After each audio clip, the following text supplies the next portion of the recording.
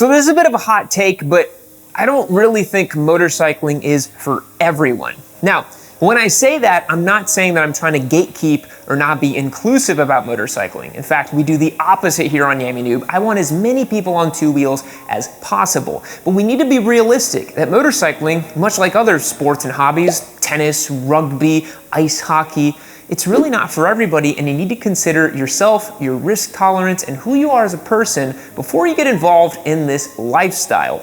Let's take a look at the first reason why motorcycling might not be for everyone. The first reason is, of course, the risk factor. There is no denying it. Motorcycling is more dangerous, pound for pound, mile for mile, than almost any other form of transport.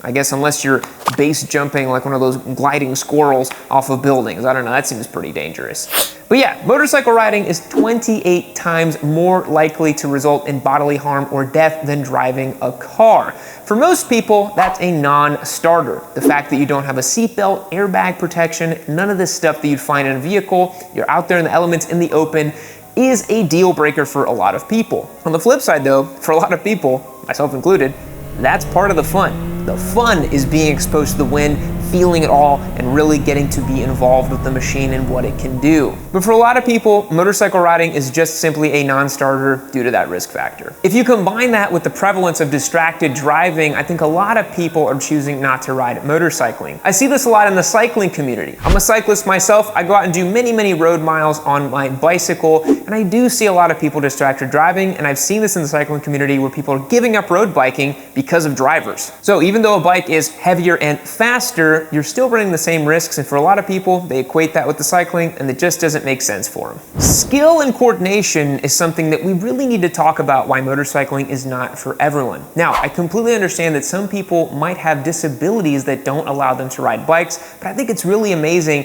when people are able to overcome those disabilities and continue riding. You know, I see a lot of comments, people kind of dogging on automatic motorcycles or bikes with 3 wheels or whatever it might be, but I tend to think, because I have a small disability myself on my right hand, I have nerve damage that doesn't allow me to manipulate the controls as well as I would like, that I think anything that gets you on 2 wheels or 3 wheels or just out there riding is awesome. But some people just simply are maybe a little too clumsy, a little too accident prone, and a little too disorganized mentally to ride a motorcycle. You need to really sit down and evaluate with yourself, is this something you can really do? And I really don't think there's any shame in trying out motorcycling and saying, you know what, I don't think this is for me. That's perfectly okay. If you were to put me out on a plane and take me skydiving, I'd probably do it exactly once and I'd say, that's not for me, I'm never doing that again. All of us have different skills, coordination levels, and abilities, and some of that might not align with motorcycling.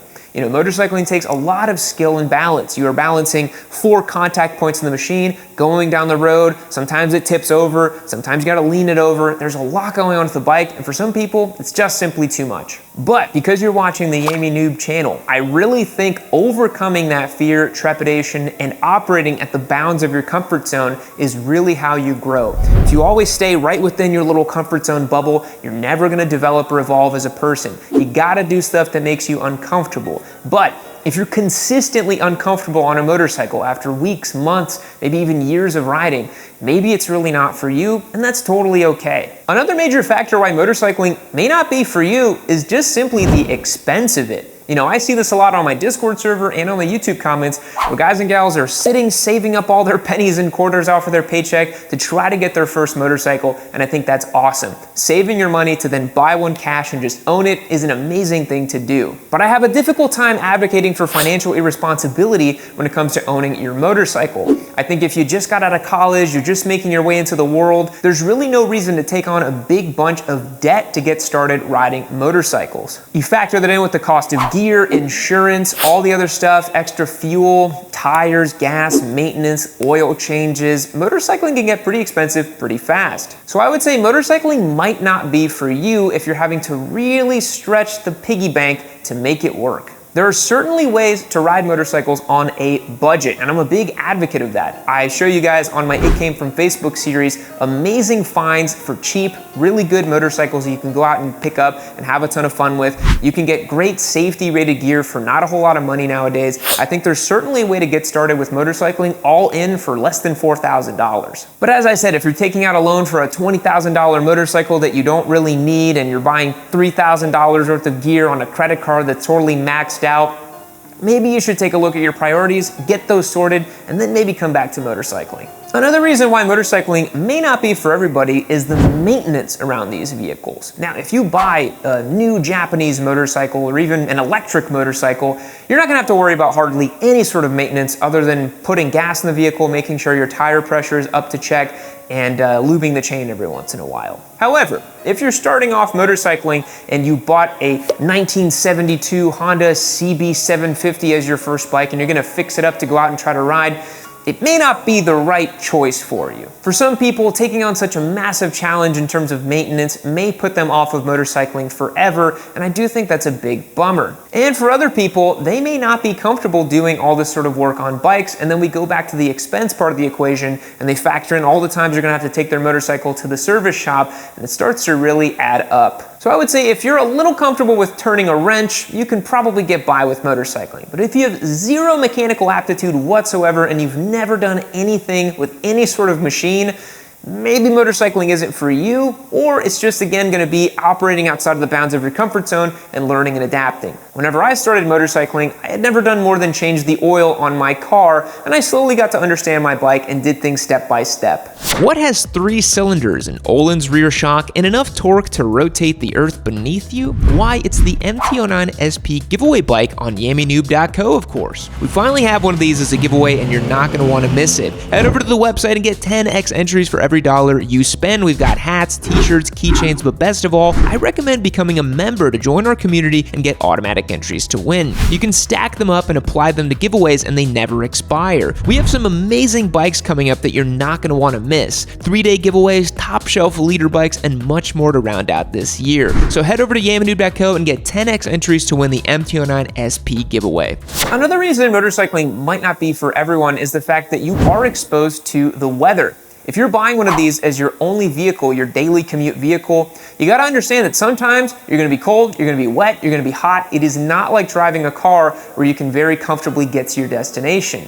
That might be a deal breaker for some people. For some people, riding a motorcycle in this way may not be what they were looking for, and they don't wanna show up to every single event either wet, sweaty, hot, cold, taking off gear, putting on gear. There's a lot that comes with riding a motorcycle. And if it's gonna be your only form of transportation, it may not be right for you depending on your lifestyle. All right, let's talk about physical demands. We talked a little bit about this with the skill and coordinations portion of this video, but motorcycling has quite a few physical demands. You know, even muscling your motorcycle around in your garage, picking it up off the kickstand and just moving it around does require a bit of muscle mass on your body.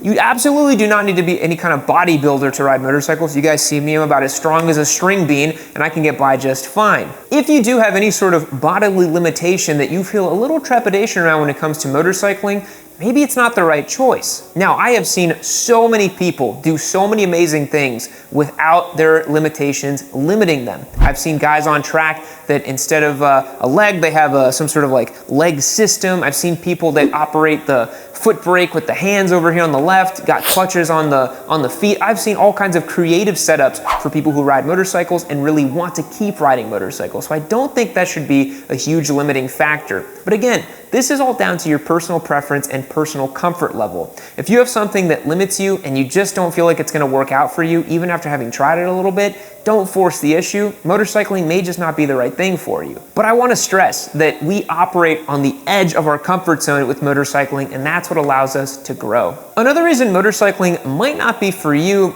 is the community and social perception around motorcycling. This is something that not a lot of people talk about, but there will be a bit of a stigma whenever people find out that you ride motorcycles. I told this story last week, but my wife and I, when we met, she found out that I rode motorcycles and she almost decided to not keep talking to me. She thought that motorcycle riders were guys that wore flat brim hats and chugged Monster Energy drinks all the time and just went batshit crazy on the weekends and did wheelies everywhere. Now, I do like doing some wheelies, but we are reasonable people, but the social perception remains.